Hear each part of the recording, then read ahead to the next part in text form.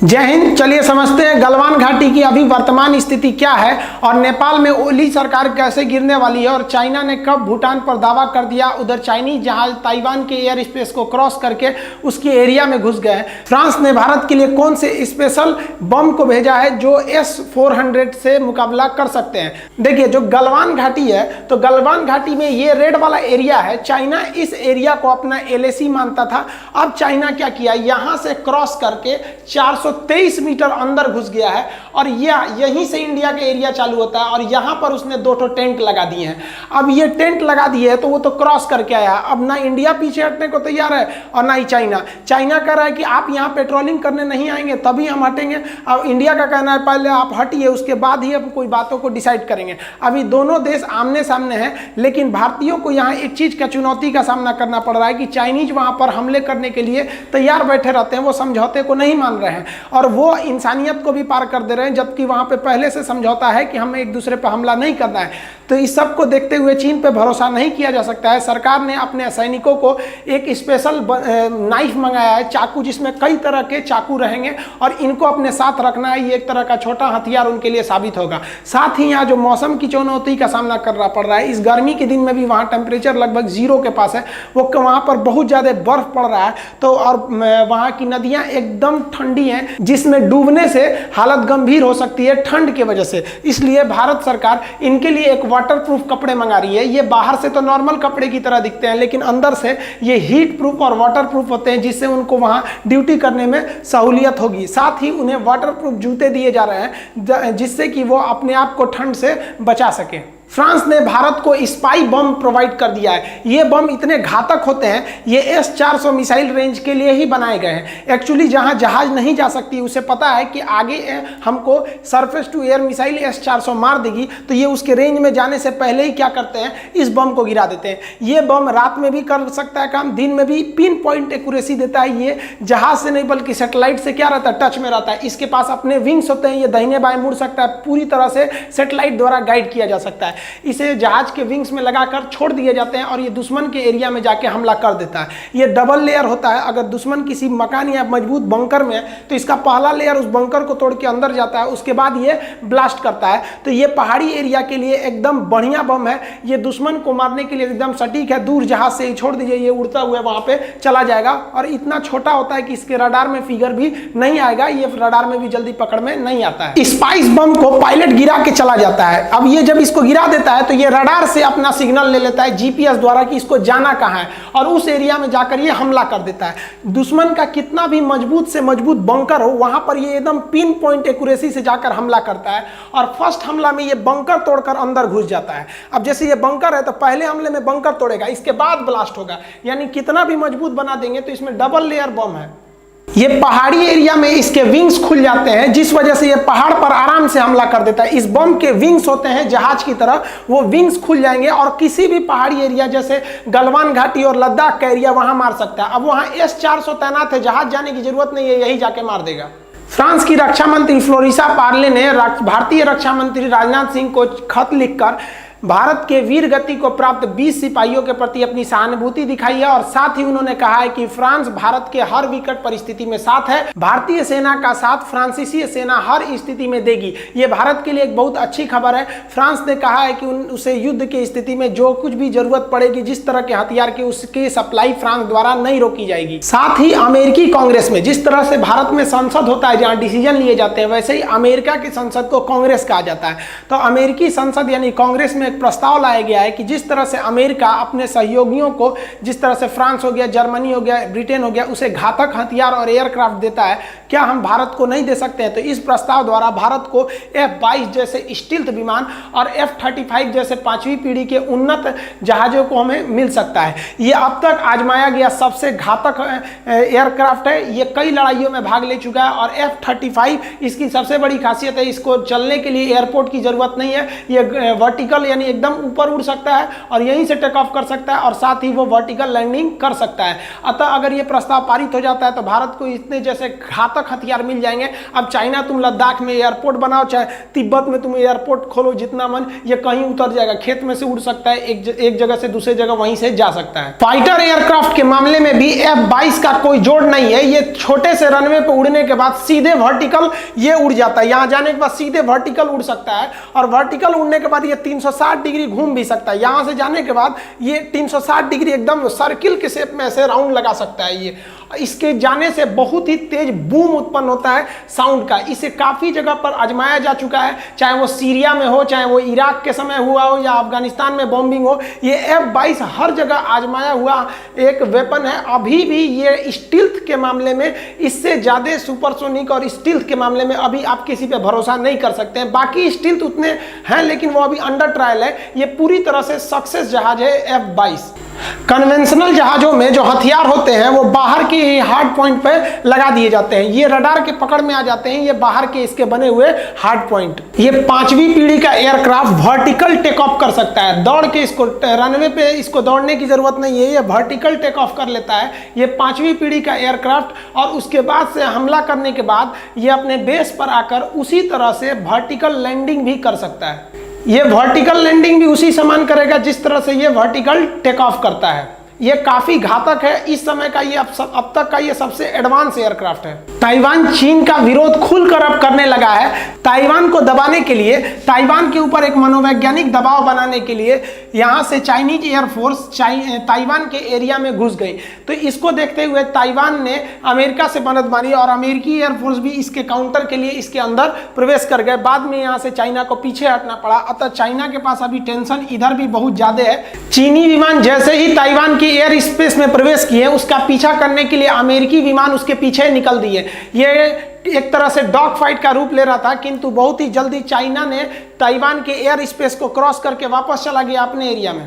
Taiwan के साथ और इधर जापान के साथ हालिया द्वीप को लेकर हो गया, जिसके बारे में हम वीडियो बना चुके हैं। इसलिए चाइना जो है अभी ये 2 एरिया में घिरते जा रहा है, एक इधर लद्दाख में और दूसरे इधर ताइवान के एरिया में। ताइवान जो है वो चाइना का विश्व मंच पर खुलकर विरोध करने लगा है। भारत को भी ताइवान का खुलकर साथ देना चाहिए अंतर्राष्ट्रीय मंच पर। चीन की ताकत का अंदाजा आप नाइजीरिया से आराम से लगा सकते हैं। अफ्रीका का देश एक नाइजीरिया, यहाँ एक आतंकवादी संगठन बहुत ही सक्रिय है, बोको हराम, आप नाम सुने होंगे। तो नाइजीरिया की गवर्नमेंट ने यहाँ पर इन पर हमला करने के लिए, आतंकवादियों से निपटने के लिए ड्रोन खरीदा था चाइना से। ये ड्रोन जो है हमलावर ड्रोन है। ये ड्रोन जब नाइजीरिया में गए थे तो ये ड्रोन वहां पर जाके कई जगह क्रैश होने लगे। नाइजीरिया की आर्मी ने कहा है कि भाई ये ड्रोन जो है, ये चाइनीज ड्रोन किसी काम के नहीं है, इसकी टेक्नोलॉजी उतनी अच्छी नहीं है। चाइना इसी के बदौलत डराता है कि भैया हमारे पास ड्रोन है, जहाज है। आपके ड्रोन की पोल पूरी दुनिया खोल रही है। देखिए पाकिस्तान का जो इधर का सबसे बड़ा राज्य है ये बलूचिस्तान, ये पाकिस्तान में रहना ही नहीं चाहता है। और एक्चुअली जो है पाकिस्तान यहाँ पर इतना ज़्यादा अत्याचार करता है, पाकिस्तान की आर्मी यहाँ पूरी तरह से अत्याचार करती है। बलूचिस्तान के लोग हैं वो चाइना का भी विरोध करते हैं, क्योंकि उनको पता है CPEC सड़क जो है वो ग्वादर बंदरगाह से आके मिलती है, इसलिए चाइनीज आर्मी यहाँ पर आ जाएगी। अब ये बलूचिस्तान वाले जो हैं ये अपने आप को स्वतंत्र कराने के लिए अपनी एक आर्मी बनाई है, रेबल्स आर्मी, जिसे कहते हैं BLA, Balochistan liberation army, BLA के विद्रोहियों ने पाकिस्तानी स्टॉक एक्सचेंज, कराची जो शहर है यहाँ पर है कराची, यहाँ पर ये सिंध प्रांत की राजधानी है कराची, तो ये जस्ट बलूचिस्तान से सटा हुआ है। ये कराची पर हमला कर दिया। अब कराची पे हमला करने से वहाँ कई से मासूम लोग भी मारे गए। हालांकि इस तरह के हमले किसी भी देश के लिए अच्छे नहीं हैं। कोई भी आतंकवादी हमला करता है तो मासूम लोग मारे जाते हैं। लेकिन अगर मान लीजिए किसी को भी हमला करना है या कोई भी चीज़ करना है तो एक होती चाहिए कि दोनों ओर से फोर्स होता है। पता चला इधर से बम मार दिए, वहाँ कोई मासूम लोग मर गए, तो ये बलूचिस्तान और पाकिस्तान का इंटरनल मैटर है। इसमें कई सारे निर्दोष लोग भी मारे गए हैं। हद तो तब हो गई जब ये इमरान खान बोलते हैं कि इस हमले का जिम्मेदार भारत है। और ये इनका स्टेटमेंट तब आया जब BLA के विद्रोहियों ने ये स्वीकार कर लिया कि ये बलूचिस्तान की ओर से किया गया हमला है। जब तक आप बलूचिस्तान को स्वतंत्र नहीं करेंगे तब तक ही हम आप पे हमला करते रहेंगे। बताइए भाई साहब को कौन समझाएगा? अभी भाई 3-4 शादी किए ही हैं, 1-2 और कर लीजिए। काहे लिए आप देश के मामले में पड़ते हैं? आपके बस का नहीं है। आप आराम कीजिए, शादी ब्याह कीजिए, खामखा में देश में चक्कर में पड़ गए। इनको कौन समझाएगा? यहाँ पे भारत ने इनका विरोध किया कि आप ऐसे स्टेटमेंट क्यों देते हैं। पूरे विश्व में इनका थू हो गया कि भैया जब आपकी खुद की BLA ने एक्सेप्ट कर लिया कि हमला उसका है, तो आप भारत पे आरोप क्यों लगा रहे हैं कि भारत ने किया? और हमको मारना होगा तो हम सीना पे मारेंगे। हम वैसे इंसान हैं हिंदुस्तान वाले जो सीने पे गोली मारते हैं और सीने पे गोली खाना चाहते हैं। पीठ पर गोली मारना तो हमने सीखा ही नहीं। अगर मारे रहते तो अब तक आप नक्शा से गायब हो गए रहते। देखिए पाकिस्तान जो है ना, इसका नक्शा किसके तरह मैच कर रहा है आप देख रहे हैं, असर भी थोड़ा थोड़ा मैच करेगा।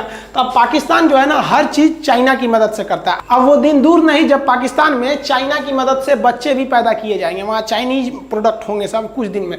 पाकिस्तान ने चाइना का सपोर्ट करने के लिए POK वाले एरिया में 20,000 पाकिस्तानी आर्मी को डिप्लॉय कर दिया है ताकि भारत पर इसका दबाव बनाया जा सके। तो इससे भारत पर क्या दबाव बनेगा भाई? हम लोग को तो पहले से तैयार रहते हैं, क्योंकि हमको पता है कि चाइना से अगर हम लोग का कुछ होता है तो पाकिस्तान उस पर कुछ ना कुछ एक्शन लेगा ही। तो ये एक मनोवैज्ञानिक भारत पे दबाव बनाया जा रहा है। हालांकि इन लोग से तो लड़ने का बहुत पुराना अनुभव हम लोग को एक बार और देखेगा आदमी। चीन की एक और करतूत सामने आई है जब चीन ने ग्लोबल इन्वायरमेंट फैसिलिटीज की मीटिंग में एक अजीब विवादास्पद बयान दिया। एक्चुअली ये एक मीटिंग है, इसमें 183 देशों ने भाग लिया। ये जो मीटिंग थी ये वर्चुअल मीटिंग थी, वीडियो कॉन्फ्रेंसिंग के द्वारा, क्योंकि कोरोना की वजह से सोशल डिस्टेंसिंग को फॉलो कराया जा रहा है। इसमें वाइल्ड लाइफ यानी जीव जंतुओं को बचाने के लिए जो वाइल्ड लाइफ सेंचुरी होती है, जो राष्ट्रीय उद्यान होते हैं, उसको ये लोग फंडिंग करते हैं, उसे बढ़ावा देते हैं। ये अलग टॉपिक है, हम आपको पढ़ा देंगे, क्लास में बताए भी थे हम आपको। National park, wild life sanctuary और बायोस्फीयर रिजर्व में अंतर क्या होता है। इसको हिंदी में राष्ट्रीय उद्यान, वन्य जीव अभ्यारण्य और जीवमंडल रिजर्व हम लोग कहते हैं। इसमें अंतर हम क्लास में बताए थे, फिर किसी वीडियो में हम आपको अंतर समझा देंगे। तो ये लोग ऐसे क्षेत्र को बढ़ावा देने के लिए और जीव जंतुओं की रक्षा करने के लिए, पर्यावरण को बचाने के लिए रियो समझौता, जिसे हम लोग पृथ्वी सम्मेलन कहते हैं, उसके तहत उसे फंडिंग करते हैं। तो ये लोग भूटान, जैसे यहाँ देखिए आपको ये भूटान दिखेगा, भूटान की बाउंड्री ऊपर की ओर चाइना से लगती है, जबकि पूरब में अरुणाचल प्रदेश से लगती है। तो भूटान का एक जीवमंडल रिजर्व है जिसका नाम है साकटेंग जीवमंडल रिजर्व। तो साकटेंग के लिए ये लोग फंडिंग कर रहे थे, तो चाइना ने इस पर ऑब्जेक्शन कर दिया। चाइना कह रहा है कि नहीं, ये साकटेंग जो है ये डिस्प्यूटेड टेरिटरी है, विवादित क्षेत्र है चाइना और भूटान के बीच में। अब आप बताइए, चाइना यहाँ पर है, ये है चाइना, और यहाँ से यहाँ तक तो ये इंडिया है। अब ये साकटेंग जो है वो अरुणाचल प्रदेश और इंडिया के बीच में है। चाइना से तो इसका कोई सवाल पैदा नहीं होता है, इसका बकलोला ही देखिए यहाँ पर। अब आप बताइए ये ऐसा क्यों कर रहा है? ये इसलिए कर रहा है क्योंकि हमारे देश के जो राजनेता है ना, इनकी गलती है। देखिए चाइना ने तिब्बत को तो कब्जा कर ही लिया और अरुणाचल प्रदेश को कहता है कि ये तिब्बत का ही दक्षिणी भाग है, यानी दक्षिणी तिब्बत है। तो अतः दक्षिणी तिब्बत पर चाइना अपना अधिकार जताता है और उसी नाते ये कह रहा है कि ये वाला भी एरिया मेरा है। हमारे देश के राजनेता कभी भी इसका खुलकर विरोध ही नहीं किए। भैया सिंपल सी बात है, मोदी जी एक दिन में चाहे नोट बदल गया कि नहीं बदल गया, लॉकडाउन लागू हो गया कि नहीं हो गया, एक बार में हर चीज लागू हो जाता है। संसद में सीधी सी प्रस्ताव रखिए। भैया इंडिया की एक पॉलिसी है कि जिन देश के साथ भारत का सीमा विवाद है, हम उनसे कोई भी तरह का व्यापार नहीं कर सकते हैं। अब WTO कहता है कि भाई आप व्यापार कीजिए, तो WTO क्या हमारे संसद से ऊंचा है? भैया आप हमसे सीमा विवाद मत रखिए, हम आपसे व्यापार करेंगे, सब का सब लोग ठीक हो जाएंगे। इधर पाकिस्तान का व्यापार अटक जाएगा, ससुरा भूखे मर जाएगा वहां से व्यापार नहीं करेंगे तो। और उसके बाद चाइना भी सुधर जाएंगे, जो नेपाल फंड उठा रहे हैं इनका भी मूल्य कुछ आ जाएगा। तो सरकार को एक इनिशिएटिव लेनी चाहिए, लेकिन पता नहीं क्या करते हैं लोग। सबसे बड़ा इन्होंने सॉफ्ट नीति अपनाते हैं। कभी भी सॉफ्ट नीति नहीं अपनानी चाहिए। Offensive is better than defensive. अब नहीं तो उसी का तो नतीजा है। देखिए तिब्बत कब्जा किया, उसका दक्षिणी तिब्बत अरुणाचल प्रदेश को कर रहा है, उस हिसाब से कर रहा है कि साकटेंग जो है वो अरुणाचल प्रदेश का हिस्सा है, अरुणाचल प्रदेश चाइना का है। सीधा कहिए कि भाई भारत में कोई भी चाइनीज आएगा या कोई भी कंपनी आएगी या कोई भी नेता आएगा, उसे ये मानना पड़ेगा वन इंडिया पॉलिसी की पूरा कश्मीर भारत का है और पूरा अरुणाचल प्रदेश भारत का है। नहीं मानते हैं तो आप जाइए भैया, हमारे देश में ऑलरेडी 130 करोड़ लोग हैं, हम अपने से खुश हैं, नहीं जरूरत है किसी से व्यापार करने की। तो भारत ने इसका खुलकर विरोध किया है। हालांकि भूटान ने भी अपना संदेश भिजवा दिया है चाइना में कि यह पूरी तरह से उसका एरिया है। लेकिन आप सोच सकते हैं कि कितना यह खराब चीज है। और उस मीटिंग में जितने भी देश थे वो चाइना का विरोध किए हैं और बहुत से देश खुल के भारत के समर्थन में आ गए। चाइना कह रहा था कि इसकी फंडिंग नहीं दी जाए, इसके बावजूद उसको फंडिंग दी गई है, क्योंकि अब पूरी दुनिया चाइना के जो रवैया है उससे वाकिफ हो गई है। देखिए जो नेपाल बहुत कूद रहे थे, अब इनकी सरकार गिरने वाली है केपी शर्मा ओली की, क्योंकि इन्हीं की पार्टी में खुद विरोध हो रहा है इनकी गलत नीतियों की वजह से। और ये अपनी छवि बचाने के लिए ये आरोप लगा रहे हैं कि भारत हमारी पार्टी के को गिराना चाहता है, भारत नहीं चाहता है कि केपी ओली की सरकार रहे। लेकिन इसमें जनता नेपाल की इतनी बेवकूफ नहीं है। आई होप आप समझ गए होंगे। नेक्स्ट वीडियो में हम समझेंगे कि टिकटॉक कैसे प्लान कर रहा है दोबारा भारत में एंट्री करने के लिए, और चीनी पनडुब्बियों को रोकने के लिए, उसके टारपीडो को मारने के लिए किस तरह से सक्षम होगा हमारा मारीच एंटी टारपीडो डिकॉय। मिलेंगे नेक्स्ट वीडियो में, तब तक के लिए जय हिंद।